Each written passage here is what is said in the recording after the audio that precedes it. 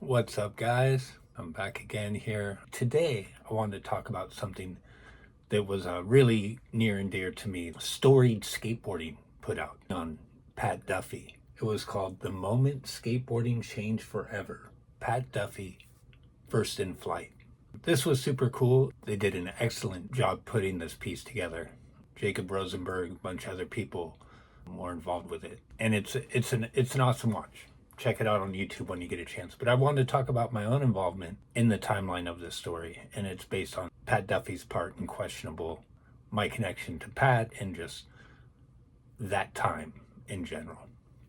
Starting off, I was friends with Pat's sister, Karen, when I was about 19. We all used to hang out at this cafe.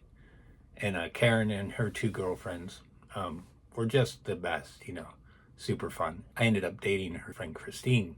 But so one day, Karen says to me, "Oh, you should skate with my little brother." Pat's probably 14 at this time, and I think I'm 19. Sure, we'll go skate sometime. And then maybe I don't know, 6 months or later, I went to this school, and Pat and his friends used to bring launch ramps out there.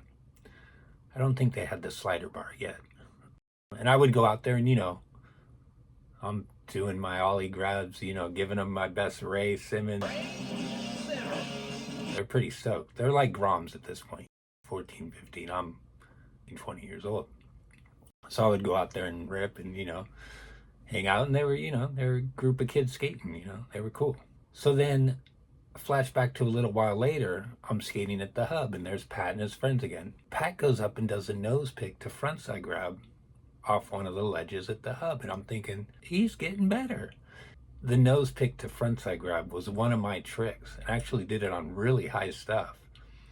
I remember that was one of Ron Allen's tricks too, and he could do it on really high stuff. And I used to skate in Oakland and nose pick something high, and they would say, "Oh, Ron did that." Everywhere I go, Ron's doing the same trick. Anyhow, it was funny. So yeah, here's Pat doing one of my signature moves, and I'm thinking oh, that's not a Grom trick, he's getting better. A little while later, I hear he's got a ramp in his backyard and he's learning tricks at breakneck speed. And I'm like, okay, we had a bit of that back then. Younger kids get a spot to skate, and start to come up. There was a lot of kind of the mini ramp champ era. You had kids that could get consistent, do well in the street contest because they could roll up to a quarter pipe and get a trick. So anyhow, so I hear he's getting better. And then it starts to happen. I was skating with Sterling Tyler, who was sponsored by Concrete Jungle at one point. I think by now he was on Toxic. He had been skating all of school with Pat. Some other rails around Novato. He shows me this one rail and he says, "Pat lip slided this." And I'm like, what?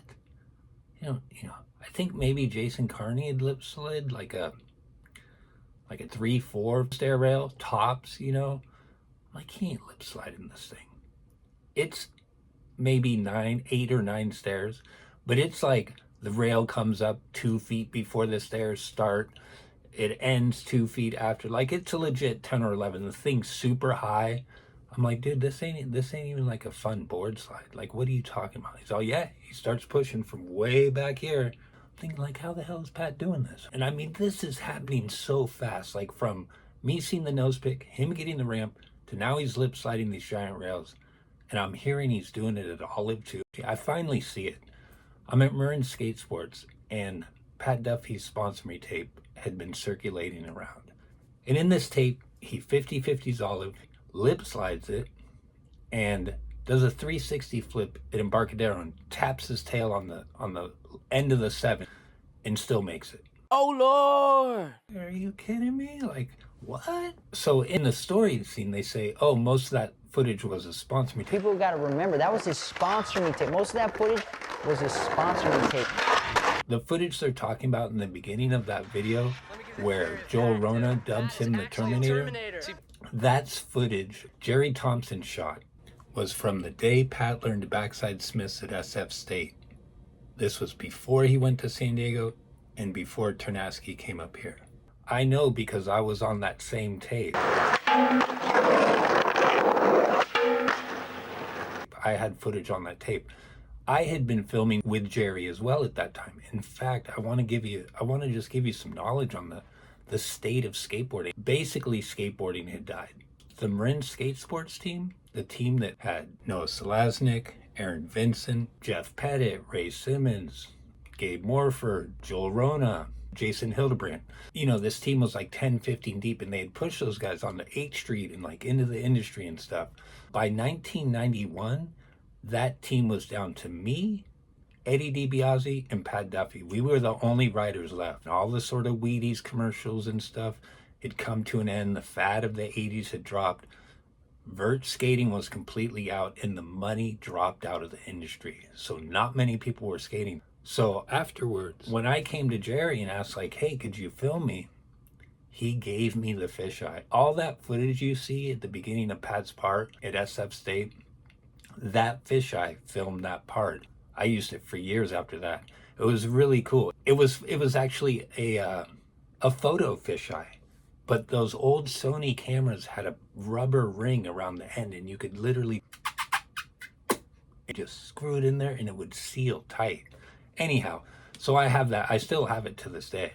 So I remember I was at Karen's house one night, and this is right when Pat had left to go down to San Diego to film with those guys. He was admittedly a little nervous about headed down there. Because I mean, think about it. You're going to go skate with Sean Sheffy. You're going to go skate with Matt Hensley, who I know was his favorite skater. It's going to be extremely intimidating. But it's funny because she was telling me that, and I was thinking to myself, like, dude, those guys have no idea what they're in for. They're the ones who are going to be going, you know, what are we doing? Like, they might be intimidated. And he, you know, bless his heart, he's always been so humble and never, you know, you kind of see in the film, like, he's like, I was just trying to go have fun skating. And that's the thing about Pat, man. You know, this kind of kindred spirit we share is, man, he is just a lifer.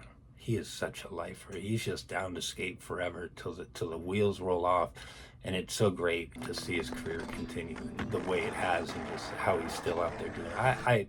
I know. I don't expect anything less. He's a lifer, like I said.